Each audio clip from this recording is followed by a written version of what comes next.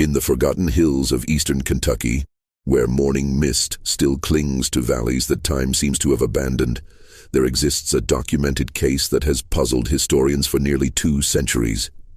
In 1834, the Reverend Ezekiel Morrison and his 9-year-old twin daughters, Rebecca and Rachel, arrived at the remote Baptist congregation of Pine Hollow, a community so isolated that maps of the era barely acknowledged its existence. What happened during their 3-day stay was meticulously recorded in the personal journal of Pastor William Phillips, a document discovered in 1987 when the old church was finally demolished. The journal entries describe events so precise, so unnaturally accurate, that modern psychologists have studied them extensively. Yet none can explain how 2 young children could possess knowledge that defied every rational explanation. The Morrison twins didn't just predict future events. They revealed secrets buried for decades, described people they'd never met, and spoke of tragedies that occurred years before their birth. But perhaps, most unsettling of all, every single detail they revealed proved to be absolutely, verifiably true. This channel isn't for everyone, only for those brave enough to confront mysteries that challenge our understanding of reality itself. Before we dive deeper into the Morrison case, make sure you're subscribed, because we're about to uncover details that most historians refuse to discuss. And tell us in the comments, what state are you listening from? Because what happened in Kentucky might have happened closer to your home than you think. The story begins not with the supernatural, but with something far more unsettling: the possibility that some human minds can access information in ways science still cannot comprehend. The Kentucky of 1834 was a land caught between wilderness and civilization, where communities like Pine Hollow existed in virtual isolation among the Cumberland foothills. This particular settlement had been established in 1818 by 3 families seeking religious freedom away from the denominational conflicts plaguing larger towns. By the time the Morrison family arrived, Pine Hollow consisted of barely 200 souls, most related by blood or marriage, all bound by the strict Baptist doctrine that governed every aspect of their daily lives. The community centered around a modest wooden church built with their own hands using timber from the surrounding hills. Pastor William Phillips, a learned man who had abandoned his comfortable life in Lexington to serve these frontier souls, maintained the only written records of births, deaths, marriages, and significant events. His meticulous nature would prove crucial in documenting what was about to unfold.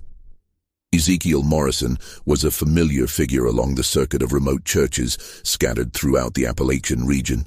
Tall and weathered, with prematurely gray hair that spoke of hardships beyond his 34 years, he traveled on foot with his daughters, carrying only a worn leather satchel containing his Bible, a few personal items, and the journal where he recorded his spiritual observations.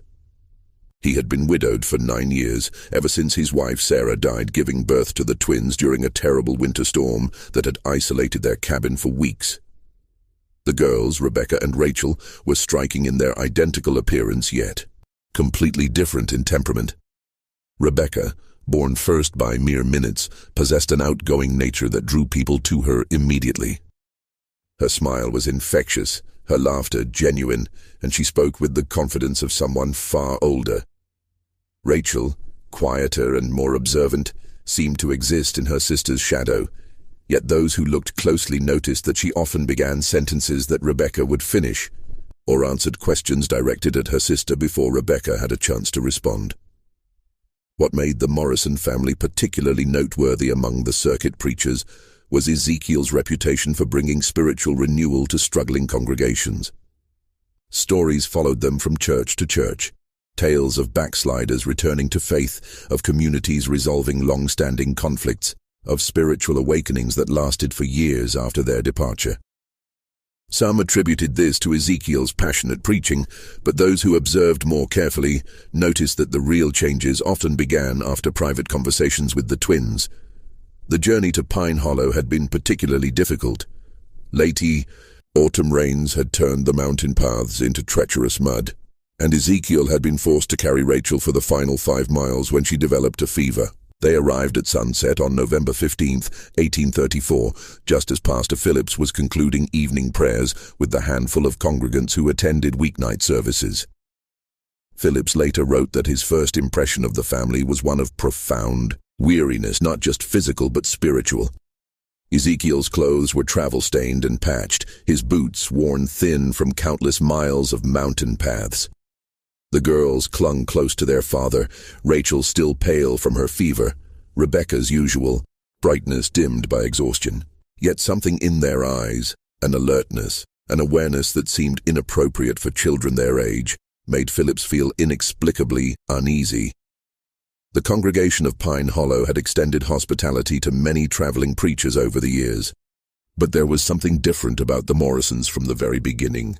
That first evening, as the family shared a simple meal with the Phillips family, Rebecca asked the pastor's wife about her garden, specifically inquiring whether the roses by the eastern fence had recovered from the blight that nearly killed them 3 summers ago. Mrs. Phillips had dropped her spoon, staring at the child in amazement. The rose blight had indeed occurred 3 years prior, devastating her prized flower garden, but it was not something she had mentioned to anyone outside the immediate community. When pressed, Rebecca simply smiled and said she had dreamed about roses while walking, and somehow knew that Mrs. Phillips grew the most beautiful ones in the county. This incident, recorded in Pastor Phillips's journal that very evening, would prove to be merely the first of many that would challenge everything the Pine Hollow community believed about the natural world. The next morning dawned grey and cold, with a bitter wind that rattled the windows of the small cabin where the Morrison family had been given shelter. Pastor Phillips rose early, as was his custom, to prepare for the day's sermon. He found Ezekiel already awake, sitting by the dying embers of the fire, his Bible open, but his eyes staring into the distance with an expression of deep concern. "The girls had disturbing dreams last night," Ezekiel explained when Phillips inquired about his troubled demeanor.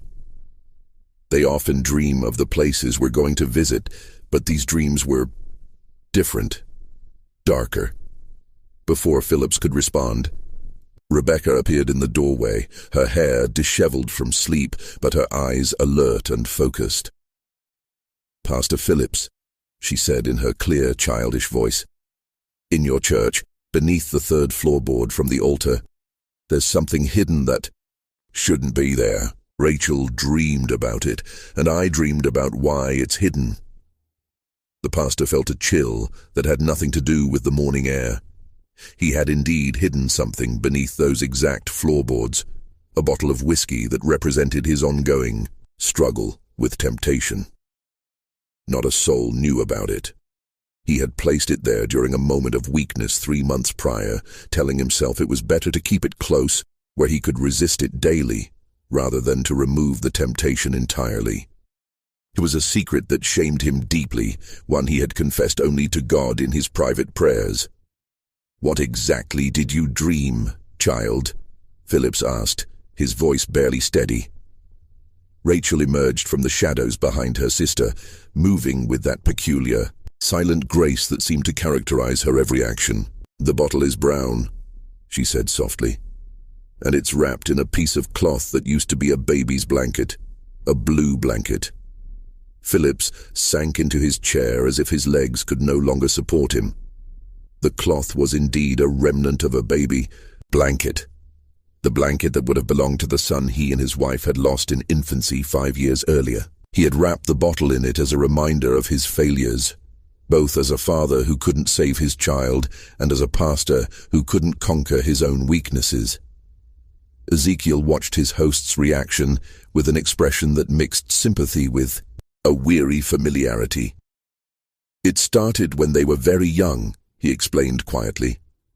"At first, I thought it was merely childish intuition, the way young ones sometimes sense things adults miss. But as they grew older, their insights became more specific, more impossible to explain through natural means. That Sunday service would be remembered by every member of the Pine Hollow congregation for the rest of their lives. Ezekiel's sermon was powerful, but not unusual for a circuit preacher. a passionate call for spiritual renewal and confession of sins. It was what happened afterward that defied all rational explanation. As the congregation began to file out, Rebecca approached. Samuel Turner, a prosperous farmer known for his generosity to the church and his standing in the community. She looked up at him with her innocent blue eyes and said, "Mr. Turner, the money you've been taking from the church collection isn't really stealing if you put it back, is it? Papa says God forgives those who repent." The color drained from Turner's face. For 6 months, he had been skimming small amounts from the collection plate to cover debts from a failed investment in a Louisville business venture. He had told himself he would replace every penny once his financial situation improved, but the missing money had been eating at his conscience like a cancer. Before Turner could respond, Rachel moved to stand beside her sister and addressed Martha Whitfield, the elderly widow who served as the church's unofficial moral authority. "Mrs. Whitfield, your husband didn't die in the farming accident, did he? He's still alive somewhere, and that's why you hide the letters." The elderly woman swayed as if she might faint. Her husband had indeed abandoned her and their children 15 years earlier, taking their savings and disappearing one night without explanation. She had fabricated the story of his accidental death to preserve her dignity and her children's future in the community. The letters, Rachel mentioned, were the occasional correspondence she received from him, pleading for forgiveness and describing his new life in Missouri. She had never spoken of them to anyone. One by one, the twins moved through the congregation, speaking quietly to various members. To Dr. Hayes, they mentioned patients who had died under his care due to his lack of proper medical training. To the Miller family, they spoke knowingly of the son they kept hidden in their attic, a young man whose simple mind made them ashamed before their neighbors. To young Thomas Brett, they described in detail his secret meetings with Elizabeth Carter, the married woman whose husband traveled frequently on business. Each revelation was delivered with childlike innocence, without judgment or malice, as if the girls were simply sharing observations about the weather. Yet the accuracy of their statements was so precise, so impossible, that the congregation stood frozen in a mixture of terror and awe. Pastor Phillips watched in horrified fascination as his orderly community was turned inside out by 2 9-year-old children who spoke of secrets that should have been known only to God. But it was Rebecca's final statement that would haunt him for the rest of his days. She walked to the front of the church, stood before the altar, and placed her small hand on the wooden cross that had been carved by the church's founding members. "This is sacred ground," she said, her voice carrying clearly through the silent sanctuary. "But it's been stained by what happened here before. The Whitman family didn't die in a house fire, did they, Pastor Phillips?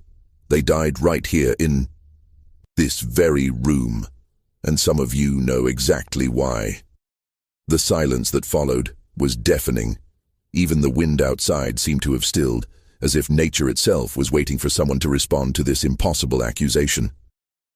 The revelation about the Whitman family struck the congregation like a physical blow. Pastor Phillips, his face pale as morning frost, gripped the pulpit so tightly his knuckles went white. The Whitman tragedy was Pine Hollow's deepest secret, a wound that had never properly healed, despite 16 years of collective silence. 1818, when Pine Hollow was still a struggling settlement of barely 50 souls, the Whitman family had been among its most prominent members. Jacob Whitman served as both blacksmith and unofficial leader, while his wife Mary was known for her skill with herbal remedies and her gentle way with difficult births. Their twin daughters, Hope and Faith, had been the community's darlings, bright, beautiful 9-year-old girls who sang in the church choir and helped their mother tend to the sick. The official story, the one recorded in Pastor Phillips's predecessor's carefully maintained records, stated that the Whitman family had perished in a tragic house fire during a winter storm. Their bodies had been found in their home's remains, and they were buried in the church cemetery with appropriate ceremony. The community mourned, rebuilt, and moved forward, as frontier communities were forced to do when tragedy struck. But Rebecca's statement suggested a far different reality, one that several of the older congregation members had hoped would remain buried forever. Elder Thompson, now 73 and one of Pine Hollow's founding families, slowly rose from his pew. His arthritis made movement painful, but his voice carried the weight of decades when he finally spoke. "Child," he said, his words measured and careful, "you speak of things that happened before you were born, in places you've never been. How could you possibly know about what you claim to know?" Rebecca turned to face him, her blue eyes holding an unsettling maturity. "Faith Whitman had a birthmark on her left shoulder," she said quietly. "Hope had one on her right ankle. Faith always carried a wooden doll that their father carved, and Hope wore a silver locket with their mother's hair inside. When they died, Faith was wearing her blue Sunday dress, and Hope was in her nightgown because she had been ill with fever."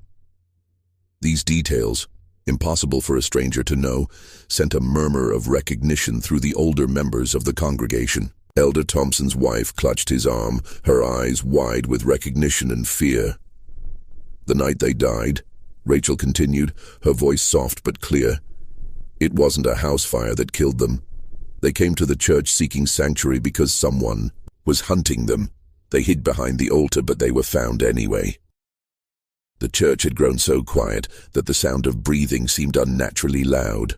Pastor Phillips found himself remembering fragments of conversations he had heard over the years, whispered words that stopped when he entered a room, meaningful glances between the older members when certain topics arose, the way some families always left flowers at an unmarked spot in the cemetery. Samuel Turner, still shaken by the earlier revelation about his financial transgressions, stood up abruptly.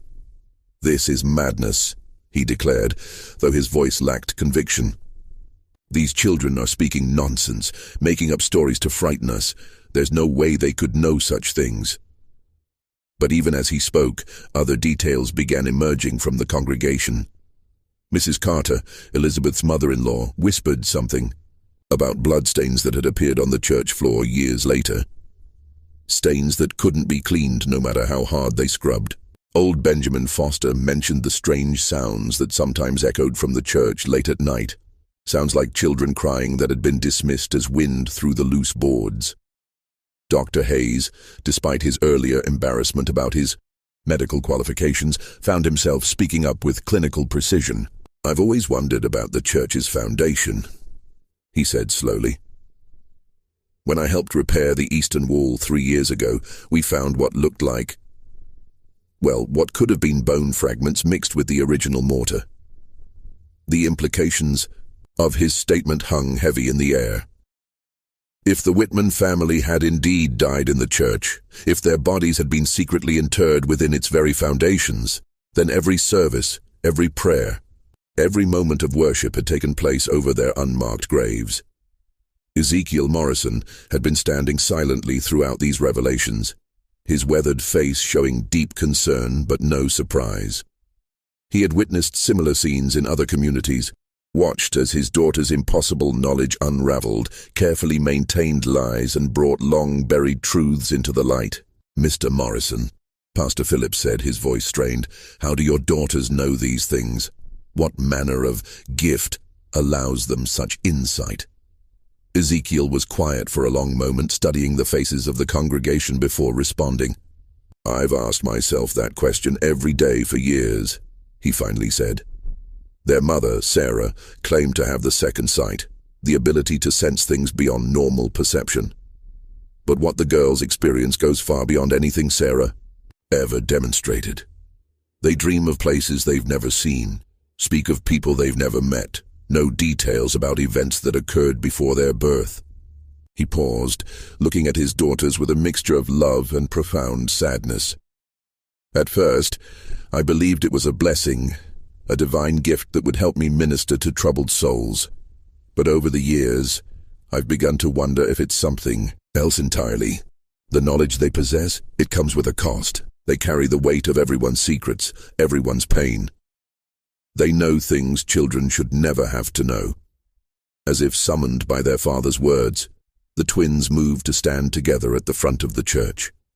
For the first time since their arrival, they looked truly like the children they were, small, vulnerable, and overwhelmed by the adult world swirling around them. "We don't choose what we see," Rebecca said, her earlier confidence replaced by a weariness that seemed far too old for her young face. "The dreams come whether we want them or not.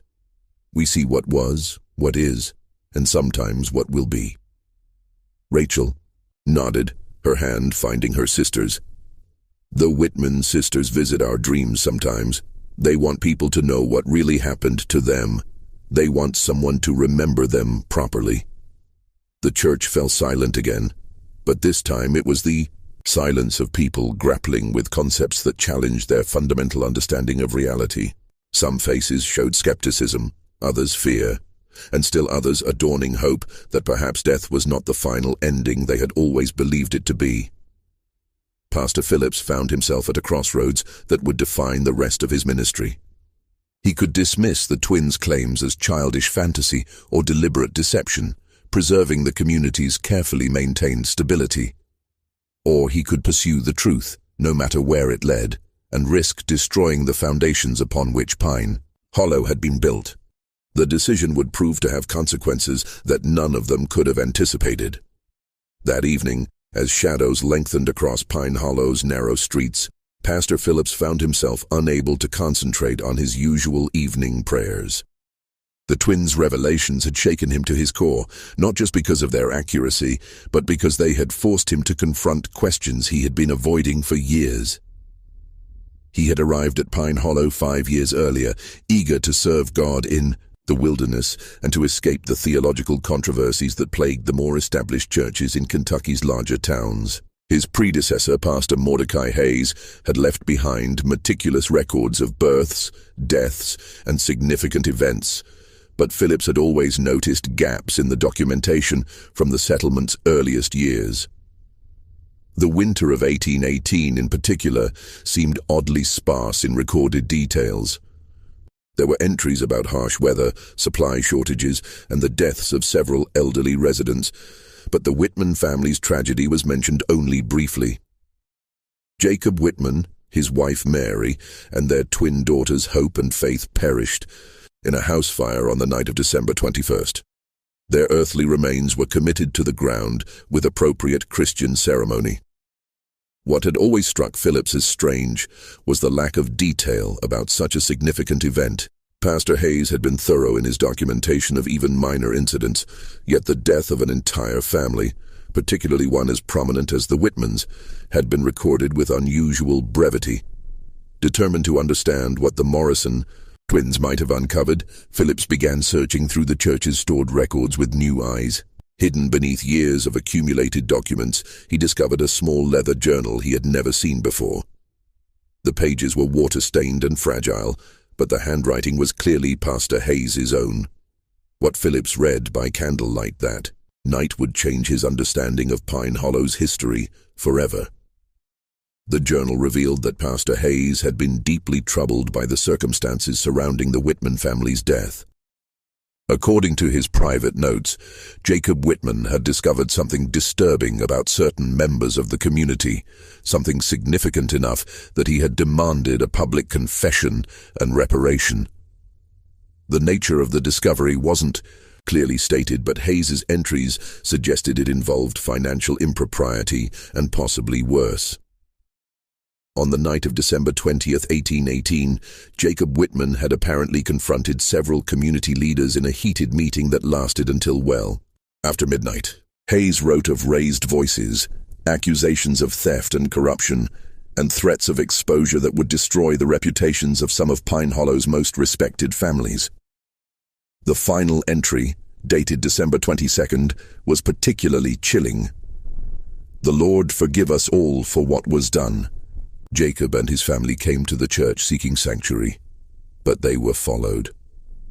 I heard the children crying, then silence. When morning came, we found them as they had been left. Elder Thompson and the others insisted we must protect the community's future, that the truth would destroy us all. I have agreed to their plan. May God have mercy on my soul." Phillips set down the journal with trembling hands. The implications were staggering. The Whitman family hadn't died in a house fire at all. They had been murdered in the church itself, and the community's leaders had conspired to cover up the crime. But how could the Morrison twins possibly know details that had been hidden for 16 years? How could they describe the children's clothing, their personal belongings, their physical characteristics with such precision? His contemplation was interrupted by a soft knock at his door. Opening it, he found Rebecca standing in the moonlight, still wearing her simple dress, but with her hair neatly braided as if she had been awake and preparing for something important. "Pastor Phillips," she said in her clear, childish voice, "you found Pastor Hayes's journal, didn't you? The one he hid behind the loose stone in the foundation?" Phillips stared at her in amazement. He had indeed found the journal in exactly that location, guided by a subtle draft that had led him to discover the loose stone. "How did you know where to tell me to look?" he asked. "Faith showed me in a dream," Rebecca replied matter-of-factly. "She said Pastor Hayes was a good man who was forced to do bad things. She wanted someone to know the truth." The casual way she spoke of receiving guidance from a long-dead child sent chills down Phillips's spine. "Rebecca," he said carefully, "what exactly do you see when you have these dreams?" The child's expression grew serious, and for a moment Phillips could see the burden she carried. "We see everything," she said simply. "Not just what happened, but why it happened. The men who killed the Whitman family didn't plan to hurt anyone. They just wanted Jacob to stay quiet about what he'd discovered." "What had he discovered?" Rebecca looked past him into the cabin where he could see Rachel sitting by the window staring out at the church cemetery. "The money for the church building didn't come from donations," she said. "Some of it was stolen from travelers passing through the valley. Jacob found out about it when he was asked to make horseshoes for horses that belonged to dead men." The pieces began falling into place in Philip's mind. The early years of Pine Hollow had been marked by frequent reports of travelers disappearing along the mountain paths. Officially, these disappearances had been attributed to natural dangers, bears, falls, exposure to harsh weather. But if Jacob Whitman had discovered evidence that some travelers had been deliberately murdered and robbed, the church was built with blood money, Rebecca continued, her young voice carrying a weight of understanding that should have been impossible at her age. "That's why faith and hope can't rest. Their blood was spilled on ground that was already cursed." Phillips found himself face to face with a truth more horrible than anything he had imagined. The church he had devoted himself to serving, the sanctuary where he had prayed for guidance and comfort, had been constructed with the proceeds of murder, and had itself become the site of even greater violence. But even as he grappled with these revelations, a part of his mind remained analytical, questioning. How could he verify any of this? How could he distinguish between supernatural knowledge and an elaborate deception? The answer would come sooner than he expected, and from a source that would challenge every rational explanation he might have constructed.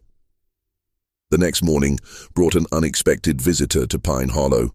As the Morrison family prepared for their departure, their planned 3-day stay having already been extended to accommodate Sunday's dramatic revelations, a lone horseman approached the settlement from the Eastern Trail. The rider was a man in his 50s, well dressed in the manner of townsfolk, with a bearing that suggested education and authority. He introduced himself to Pastor Phillips as Thomas Brennan, a solicitor from Lexington who had been searching for information about events in Pine Hollow dating back to its founding years. "I represent the estate of one Marcus Webb," Brennan explained, as he accepted Phillips's hospitality. "Mr. Webb died recently in Louisville, and among his effects we found documents suggesting he had business dealings with this community in its early years. I'm attempting to trace the disposition of certain funds that may have been irregularly transferred." Phillips felt his blood chill. Marcus Webb was a name that had appeared in Pastor Hayes's secret journal, one of several travelers who had disappeared along the mountain paths in 1818 and 1819. According to Hayes's notes, Webb had been carrying a considerable sum of money intended for land purchases in Tennessee, Before Phillips could formulate a response, Rebecca appeared at his elbow with that uncanny timing that characterized so many of her appearances. She looked up at Brennan with curious eyes and said, "Mr. Webb had a gold watch with his initials engraved inside the cover. It had a crack across the crystal because he dropped it when he fell from his horse." Brennan's composure cracked visibly. "How could you possibly know about Marcus Webb's watch?" he demanded. "That detail was mentioned only in his personal correspondence with his brother." Rachel materialized beside her sister, as if summoned by some invisible signal.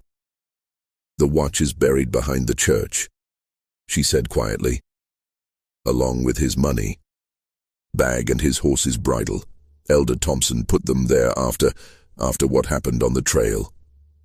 The implications struck Phillips like a physical blow. If the twins were correct, if Marcus Webb's personal effects were indeed buried behind the church, it would prove that their knowledge extended far beyond what any normal child could possess. More importantly, it would provide tangible evidence of the crimes that had funded Pine Hollow's early development. Brennan dismounted his horse with urgent purpose. "I demand that we excavate the area immediately," he declared. "If what these children claim is true, we're looking at evidence of robbery and murder." Elder Thompson, who had been observing the exchange from a distance, approached with obvious reluctance. At 73, he was the only surviving member of the original leadership council that had made the decisions in those early years. His weathered face showed a mixture of resignation and defiance. "You speak of things you don't understand, stranger," Thompson said, his voice carrying the authority of age and position. "This community was built by God-fearing people who did what they had to do to survive in the wilderness. Survival doesn't justify murder," Brennan replied sharply. "If these allegations are true, this entire settlement was founded on criminal acts." Rebecca looked up at Elder Thompson with those unsettling blue eyes that seemed to see far too much. "Mr. Thompson," she said gently, "the nightmares stopped coming after the first year, didn't they? You told yourself that meant God had forgiven you." Thompson's facade crumbled visibly. "Child," he whispered, "you couldn't know about, no one knows about the dreams where Marcus Webb begged you to let him go." Rachel continued, her soft voice carrying clearly in the morning air.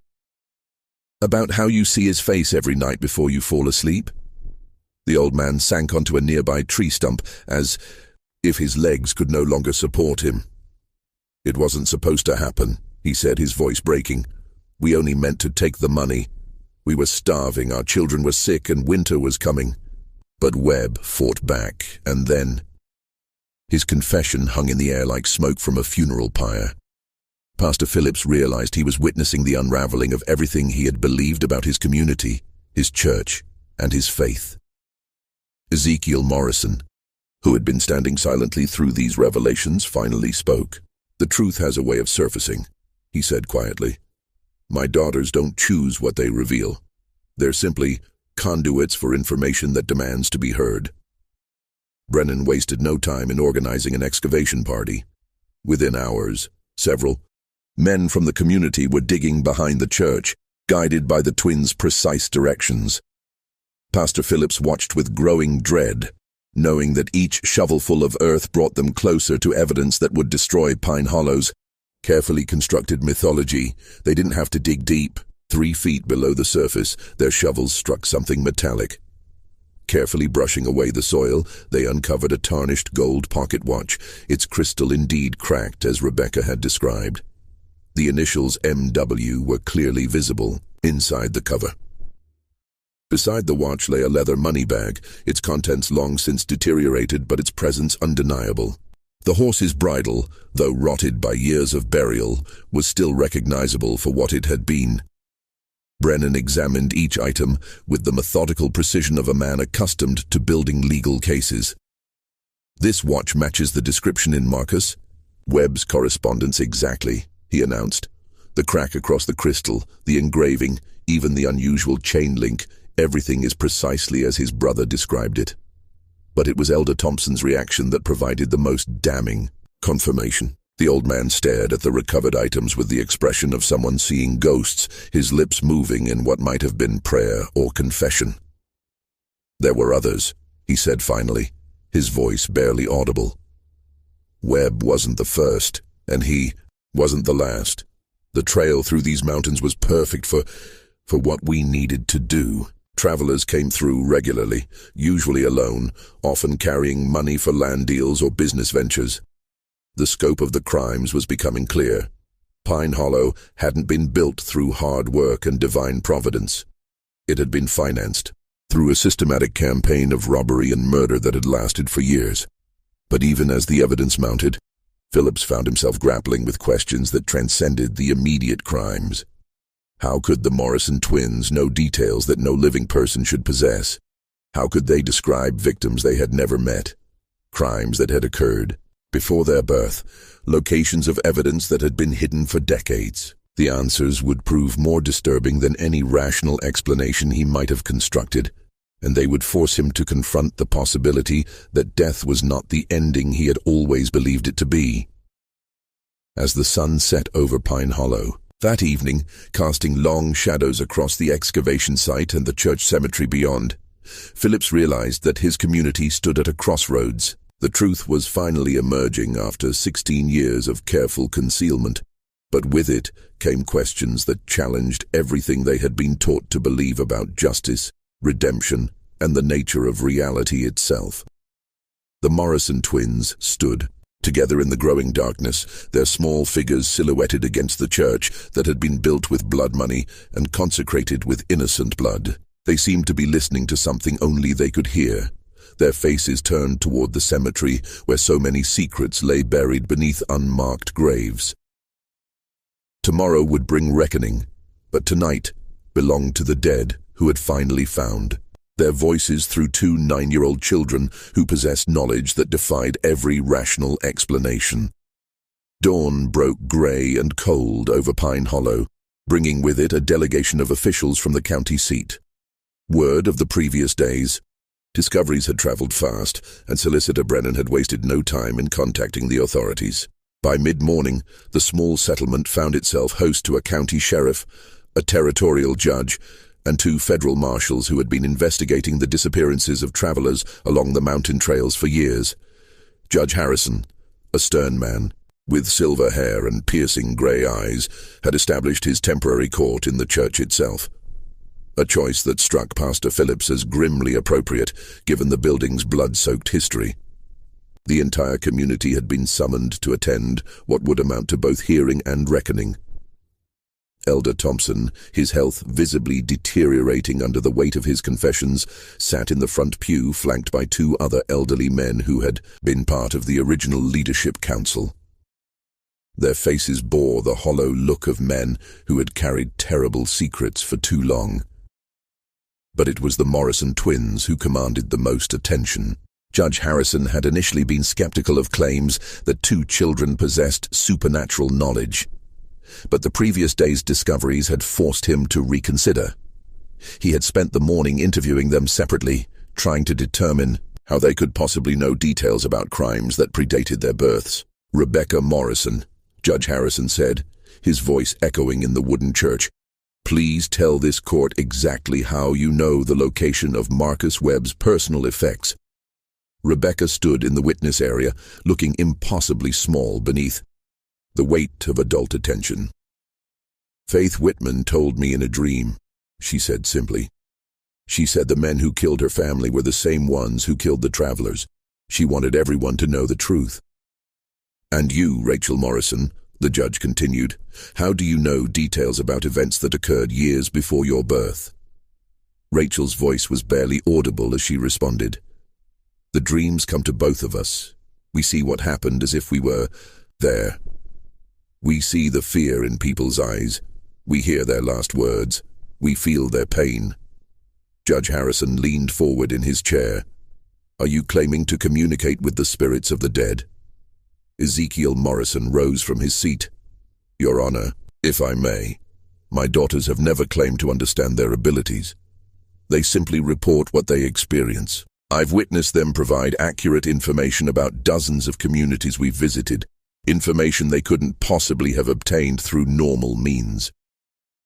Sheriff Mackenzie, a practical man more concerned with evidence than supernatural claims, addressed the twins directly.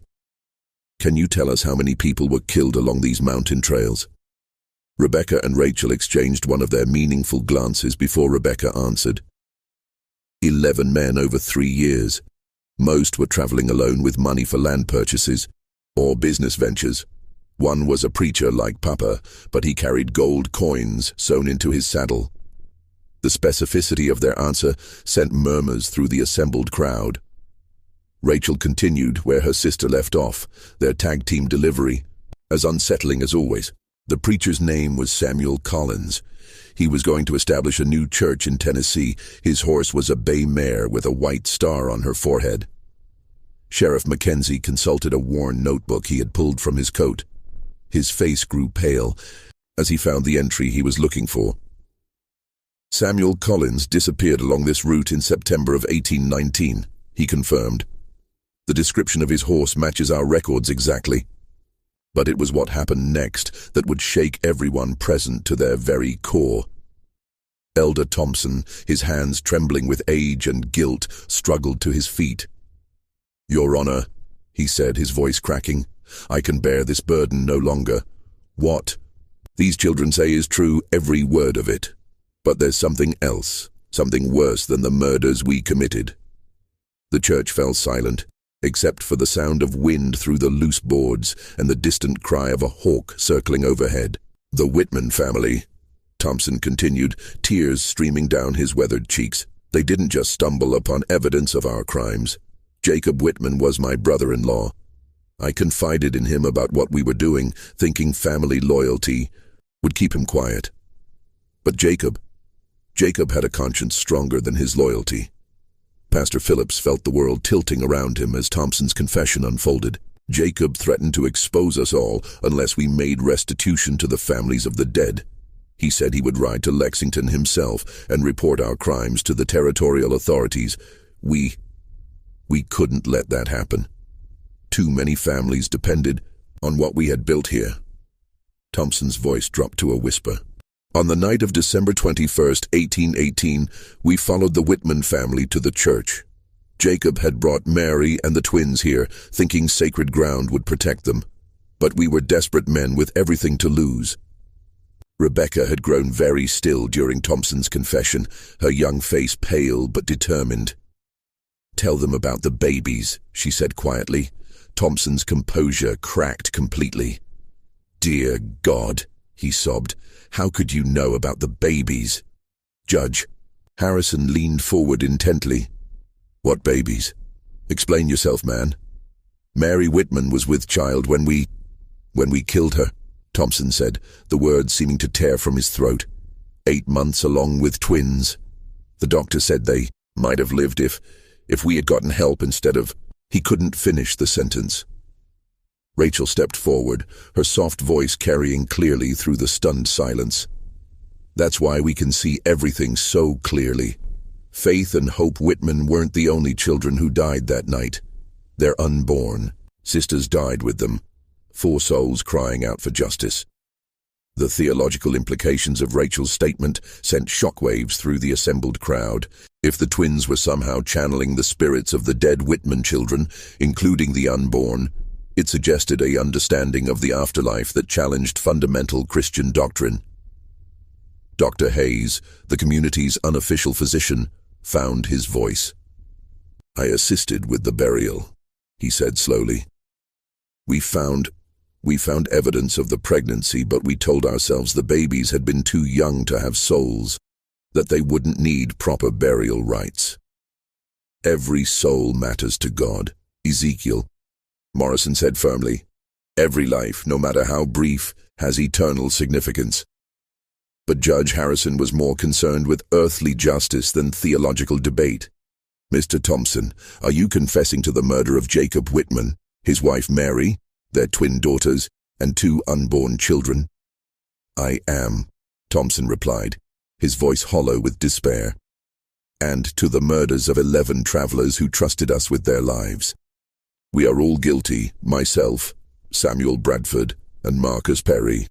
We planned it together, we carried it out together, and we've hidden it together for 16 years. The two other elderly men named in Thompson's confession sat in stunned silence, their faces masks of resignation and terror. The weight of 16 years of collective guilt had finally become too heavy to bear. Sheriff Mackenzie stood and began placing the three men under arrest, but Judge Harrison raised a hand to stop him. "Before we proceed with formal charges," the judge said, "I need to understand how these children could possibly know details that were never recorded, never spoken of, never shared outside the circle of perpetrators." Rebecca looked up at the judge with those unnaturally knowing blue eyes. "Your Honor," she said in her clear, childish voice, "some truths are too big to stay buried forever. The Whitman sisters and their unborn babies have been waiting 16 years for someone to hear their story." "But how do you hear them?" Judge Harrison pressed. "What mechanism allows this communication?" Rachel joined her sister at the front of the church. "We don't understand it any more than you do," she said honestly. "Ever since we were very small, we've had dreams about places we've never been and people we've never met. Papa says our mama had the gift of second sight, but what we experience is different." "Different how?" Rebecca and Rachel exchanged one of their meaningful glances before Rebecca answered. "Mama could sense things about living people, their emotions, their intentions, their hidden thoughts. But we see beyond that. We see the echoes that tragedy leaves behind, especially when innocent blood is spilled." Ezekiel Morrison had been listening to his daughters with growing concern. "Your Honor," he said, "I've spent years trying to understand my daughter's abilities. I've consulted with ministers, doctors, and scholars throughout Kentucky and Tennessee. None can explain it, but all have witnessed its accuracy." Judge Harrison was quiet for a long moment, studying the twins with a mixture of fascination and unease. "Miss Rebecca, Miss Rachel," he said finally, "if you truly possess this gift, then perhaps you can tell us where the bodies of the other victims were disposed of." The question hung in the air like incense smoke, heavy with implication. If the twins could locate the remains of Marcus Webb and the other murdered travelers, it would provide the final proof needed to close cases that had baffled authorities for years. Rebecca closed her eyes as if listening to something only she could hear. "Some are in the old mine shaft east of town," she said after a moment. "Others were thrown into Devil's Creek, where the current runs deepest. But 3 were buried beneath the church floor, their bones mixed with the foundation stones." The revelation that 3 murder victims had been interred beneath the church itself sent a collective shudder through the congregation. Pastor Phillips realized with horror that he had been conducting services, celebrating communion, and offering prayers for salvation while standing directly over the unmarked graves of innocent men. Sheriff Mackenzie looked to Judge Harrison for direction. "Your Honor, if we're to verify these claims, we'll need to excavate the church floor itself." "And we will," Judge Harrison replied grimly. "But first, I want to understand the full scope of these crimes." He turned back to Elder Thompson. "Where is the money stolen from these victims? What was done with their possessions?" Thompson gestured weakly toward the church building around them. "Everything went into building our community. The church, the school, the mills, all of it was built with blood money. We told ourselves we were creating something good from something evil, that God would forgive us if we used the money for righteous purposes." "And the victims' families?" Judge Harrison asked. "Did any of you consider the wives, children, parents who never learned what happened to their loved ones?" It was Rachel who answered, her young voice carrying a weight of sadness that seemed inappropriate for her age. "Marcus Webb had a wife named Elizabeth and 2 young sons. Samuel Collins was engaged to be married to a woman named Catherine who waited for him until she died of consumption 3 years later. Most of the others had families who spent years wondering, hoping, grieving without closure." The specificity of her knowledge about the victims' personal lives was perhaps the most unsettling aspect of the entire ordeal. These weren't just names and dates. The twins spoke of the murdered men as if they had known them personally, as if they carried the weight of their unfulfilled dreams and abandoned responsibilities. Judge Harrison stood and addressed the assembled crowd. This court will recess while we conduct a thorough investigation of the claims made here today. Sheriff Mackenzie will coordinate the excavation of the church floor and the search of the locations identified by the Morrison children. Elder Thompson, Samuel Bradford, and Marcus Perry will remain in custody pending formal charges. As the three elderly men were led away in shackles, the congregation began to disperse in stunned silence. 16 years of carefully maintained lies had crumbled in a single morning, leaving a community to grapple with the knowledge that their entire foundation was built on murder and deceit. But for Pastor Phillips, the most disturbing questions remained unanswered. How could two 9-year-old children possess knowledge that defied every natural law? What did their abilities suggest about the nature of death, the persistence of consciousness, and the possibility of communication between the living and the dead? The Morrison twins stood together in the emptying church, their small figures dwarfed by the magnitude of what they had revealed. They seemed tired, drained by the emotional weight of channeling so much pain and injustice. "Papa," Rebecca said, quietly, "can we leave now? The voices are getting louder, and it's hard to keep them all straight." Ezekiel Morrison gathered his daughters close, his weathered face showing deep concern for the burden they carried. "Soon," he promised. "But first, we need to help these people understand what you've shown them." As the sun reached its zenith over Pine Hollow, casting sharp shadows across the church cemetery and the excavation site behind the building, the community prepared for revelations that would challenge everything they thought they knew about. Justice, redemption, and the eternal consequences of earthly actions. The truth was finally emerging from 16 years of darkness, but with it came questions that would haunt everyone present for the rest of their lives. The excavation of Pine Hollow's church floor took 3 days. Working methodically under Judge Harrison's supervision, Sheriff Mackenzie's team removed the wooden planks and began carefully digging through the packed earth beneath. What they found confirmed the Morrison twins' claims with chilling accuracy. 3 complete skeletons lay buried beneath the sanctuary, their bones indeed mixed with the foundation stones as Rebecca had described. Personal effects found with the remains matched descriptions from missing person reports dating back to 1818 and 1819. A gold ring bearing the initials J.P. belonged to Joshua Patterson, a land surveyor who had disappeared while mapping territorial boundaries. A silver-handled knife was identified as belonging to William Morse, a merchant whose family had searched for him across 3 states. But it was the third set of remains that provided the most disturbing confirmation of the twins. Impossible knowledge. Wrapped around the skeleton's neck was a distinctive copper cross that had been described in great detail by the family of Robert Chen, a traveling minister who had vanished while carrying donation money for a new church in Tennessee. As each piece of evidence was carefully catalogued, the scope of Pine Hollow's crimes became undeniably clear. This had not been a single act of desperate violence, but a calculated campaign of murder and robbery that had lasted for years.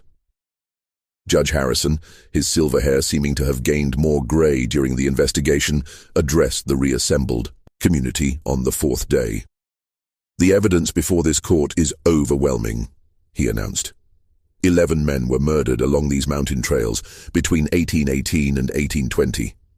Their killers used the stolen money to build this settlement, then compounded their crimes by murdering the Whitman family to protect their secret. Elder Thompson, Samuel Bradford, and Marcus Perry stood before the judge in shackles, their faces showing the hollow exhaustion of men who had carried unbearable guilt for too long. At their advanced ages, they knew they would never live to see freedom again. "The most disturbing aspect of these crimes," Judge Harrison continued, "is not their brutality, but their calculated nature. These men didn't kill in passion or desperation. They created a systematic method for identifying and murdering travelers, then used their victims' money to build what they presented as a godly community. Pastor Phillips listened to the judge's words with a growing sense of spiritual crisis. Everything he had devoted himself to serving, the church, the community, the shared faith that bound them together, had been built on a foundation of innocent blood. How could he continue to minister in a place so thoroughly corrupted by evil? But it was the Morrison twins who provided the most profound insight into the spiritual implications of Pine Hollow's crimes. "Judge Harrison," Rebecca said, her clear voice carrying easily through the packed church, "may we speak about forgiveness?" The judge looked down at the 9-year-old girl with a mixture of amazement and respect. After 3 days of witnessing, her impossible knowledge proved accurate in every detail. He had learned to listen carefully to anything she said. "Of course, child. What would you like to say?" Rebecca and Rachel moved to stand together at the front of the church, beneath the wooden cross that had presided over 16 years of collective deception.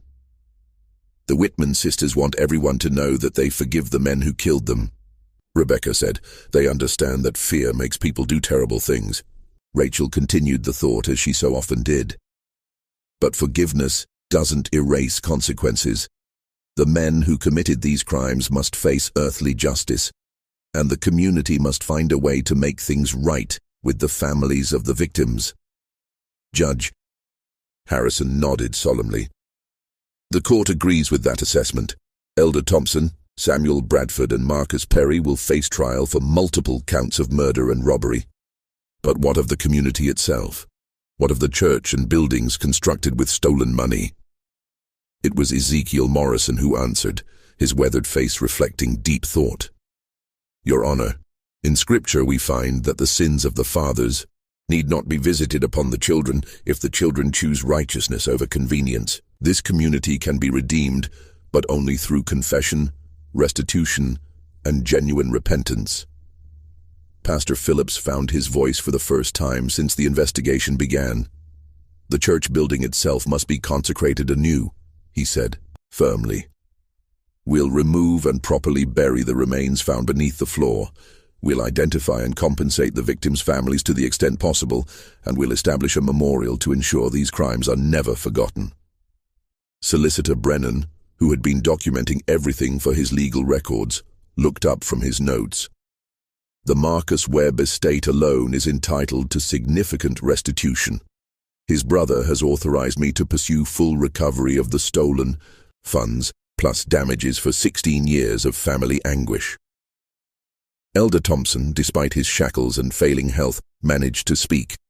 "The money is gone," he said quietly. "Spent over the years on community improvements, individual family needs, church maintenance. We have nothing left to give." "Then the community itself bears responsibility," Judge Harrison declared. "The buildings constructed with stolen money will be sold, the proceeds distributed to victims' families as partial restitution. Pine Hollow will effectively cease to exist as a settlement." The implications of the judge's decision struck the assembled crowd like a physical blow. Families who had spent 16 years building lives in Pine Hollow would lose their homes, their church, their entire community structure. Children would be uprooted, elderly residents displaced, a generation of stability destroyed by the crimes of their leaders. But it was Rebecca Morrison who provided the most chilling final revelation.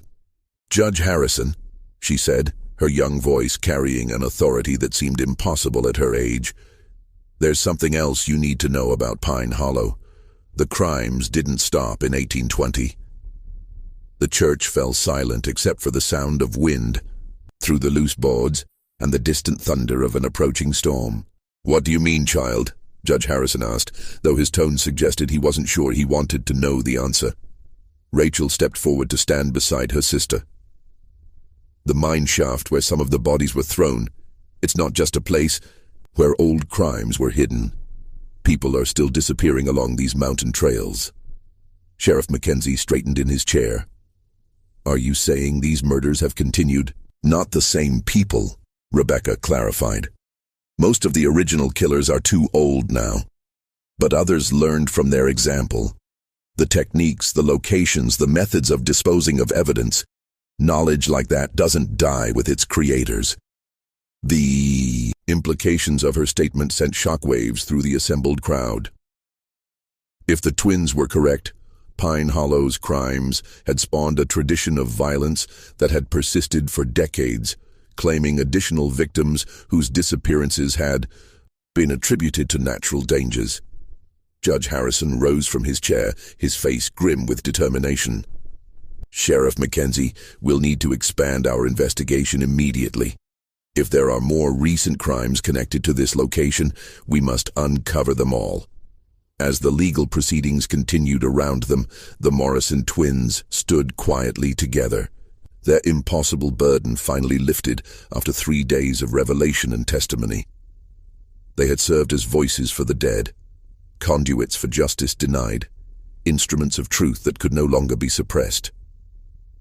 Ezekiel Morrison gathered his daughters close, his weathered face showing deep relief mixed with concern for what lay ahead. "Are you ready to leave this place?" he asked gently. Rebecca looked around the church one final time, her blue eyes taking in the wooden walls, the simple cross, the faces of people whose lives had been forever changed by her testimony. "The voices are quieter now," she said softly. "Faith and hope can rest." Rachel nodded, her hand finding her sister's. "But there will be other places, other voices. Papa, why do we have to carry all this sadness?" Ezekiel knelt down to his daughter's level, his eyes bright with unshed tears. "I don't know, little ones, but I believe God gives special burdens only to those strong enough to bear them. Perhaps your gift, whatever it is, serves a purpose larger than any of us can understand." As the Morrison family prepared to leave Pine Hollow, taking their mysterious abilities and terrible knowledge with them, Pastor Phillips found himself facing the most difficult decision of his ministry. Should he stay and help rebuild what could be salvaged from the community's ruins, or should he flee from a place so thoroughly tainted by violence and deception? The answer came as he watched the twins walking hand in hand toward their father's side. If 2 9-year-old children could bear the weight of such devastating truth with grace and forgiveness, perhaps there was hope for redemption, even in the darkest places. 3 weeks later, Pine Hollow was a ghost town. The church building had been dismantled board by board, its materials sold to help compensate victims' families. The community's residents had scattered to other settlements across Kentucky and Tennessee, carrying with them the knowledge that their entire foundation had been built on innocent blood. But in churches across the region, a new story began to spread. The story of 2 young girls who possessed knowledge that defied rational explanation, who served as voices for the dead and instruments of long-delayed justice. Some dismissed the tale as frontier superstition, others embraced it as evidence of divine intervention in human affairs. The Morrison family continued their circuit through the remote churches of Appalachia, and reports continued to follow them. Communities experiencing spiritual renewal, long-buried secrets coming to light, mysteries solved through impossible knowledge possessed by twin girls who spoke with the authority of prophets despite their tender age. Judge Harrison's final report on the Pine Hollow investigation filled 47 pages and documented crimes spanning more than 2 decades. His concluding paragraph would be quoted in legal texts for generations. This case challenges our fundamental assumptions about the nature of justice, truth, and the persistence of moral accountability beyond the grave. While science cannot explain the source of the Morrison children's knowledge, the accuracy of their testimony cannot be disputed. Perhaps some truths are indeed too important to remain buried forever. Pastor Phillips eventually established a new ministry in eastern Tennessee, where he spent the remainder of his career helping communities confront difficult truths and seek genuine redemption. He never forgot the 3 days in Pine Hollow when 2 9-year-old girls had torn apart 16 years of carefully constructed lies with knowledge that no living person should have possessed. The mystery of Rebecca and Rachel Morrison's abilities was never solved. Medical experts of the era had no framework for understanding their impossible knowledge, and religious authorities were divided on whether their gifts represented divine blessing or something far more complex. What remains undisputed is the historical record of their accuracy. Every detail they revealed about Pine Hollow's crimes proved correct. Every location they identified yielded the evidence they claimed would be found. Every secret they exposed was verified through independent investigation. But perhaps the most unsettling aspect of their story is not what they revealed about the past, but what they suggested about the nature of justice itself. If the dead truly cannot rest while their murders remain hidden, if innocence possesses some power to transcend death and demand accountability, then perhaps our understanding of moral consequence extends far beyond the boundaries of earthly life. The Morrison twins vanished from historical records sometime in the 1840s, their fate as mysterious as their abilities. Some say they continued their father's ministry until their own deaths, serving as instruments of truth in communities across the American frontier. Others believe they eventually learned to suppress their terrible gift and lived quiet, normal lives far from the circuit churches where their reputation had been established. But in the remote corners of Appalachia, in settlements where old secrets still fester and ancient crimes remain unpunished, travelers sometimes report encountering twin sisters who possess knowledge no living person should have. They speak of the dead with casual familiarity, reveal truths that have been buried for generations, and remind the guilty that some forms of justice transcend the limitations of mortal law. Whether these encounters represent the same Morrison twins, their spiritual legacy, or something else entirely, remains a mystery that science cannot solve and faith cannot fully explain. What we know with certainty is that truth, like energy, can neither be created nor destroyed, only transformed from one state to another. And sometimes, just sometimes, it finds voices willing to speak for those who can no longer speak for themselves.